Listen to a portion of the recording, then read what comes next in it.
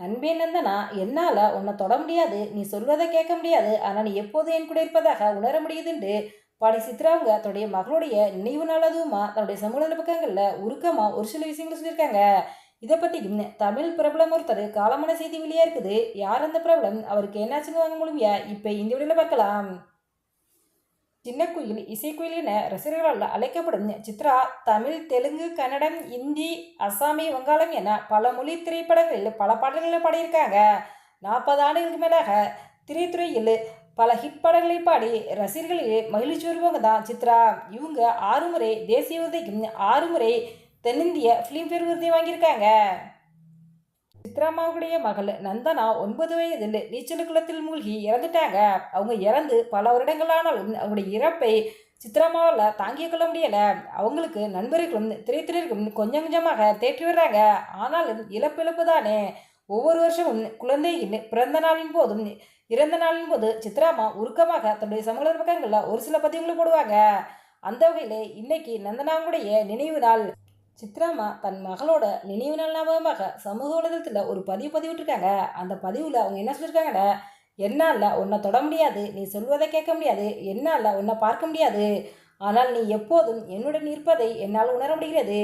ஏனென்றால் நீ என் இதயத்தில் இருக்கிறாய். என் அன்பே, ஒரு நாள் மீண்டும் சந்திப்போம்.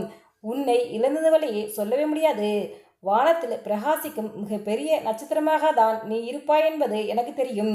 நீ விண்ணுலகில் நன்றாக வாழ்ந்து கொண்டிருக்காய் என நம்புகிறேன் என உருக்கமாக அந்த பதிவில் சித்ராமாங்க சொல்லியிருக்காங்க. இந்த பதிவை பார்த்த ரசிகர்கள் பிரபலங்கள் பிறகும் சித்ராமாவங்களுக்கு ஆறுதலை தெரிவிச்சுட்டு வந்துகிட்டு இருக்காங்க. இது ஒரு பக்கம் இருக்க, தமிழ் சினிமாவுடைய பிரபலங்கள் அடுத்தடுத்து கடந்த சில நாட்களாகவே காலமிட்டு வராங்க. அந்த வகையில் கடந்த 2002ஆம் ஆண்டு ஸ்ரீகாந்த் ஸ்னேகா நடிப்பில் வெளியான ஏப்ரல் மாதத்தில் என்ற திரைப்படத்தை இயக்கியவர் தான் எஸ் ஸ்டாலின் அவர்கள். இந்த திரைப்படம் விமர்சன ரீதியாகவும் நல்ல வரவேற்பை பெற்றிருந்துச்சு. அதன் பிறகு தனுஷை வைத்து புதுக்கோட்டையிலிருந்து சரவணன் அப்படிங்கிற திரைப்படத்தை இயக்கியிருந்தார். இந்த திரைப்படம் விமர்சன ரீதியாகவும் சூப்பர் ஹிட் படமாக அமைந்தது. ஸ்ரீகாந்த் நடிப்பில் வெளியான மெர்க்குரி பூக்கள், கிழக்கு கடற்கரை சாலை என 2 திரைப்படங்களை இயக்கியிருந்தார். இந்த திரைப்படங்களுக்கு பிறகு இயக்குநர்களிலிருந்து விலகின எஸ் ஸ்டாலின் அவர்கள் நடிப்பில் கவனம் செலுத்த ஆரம்பித்தார். கடந்த 2007ஆம் ஆண்டு ஞானசரண் அவர்கள் இயக்கத்தில் வெளியான பெரியார் திரைப்படத்தில் அறிஞர் கதாபாத்திரத்தில் நடிச்சிருந்தார்.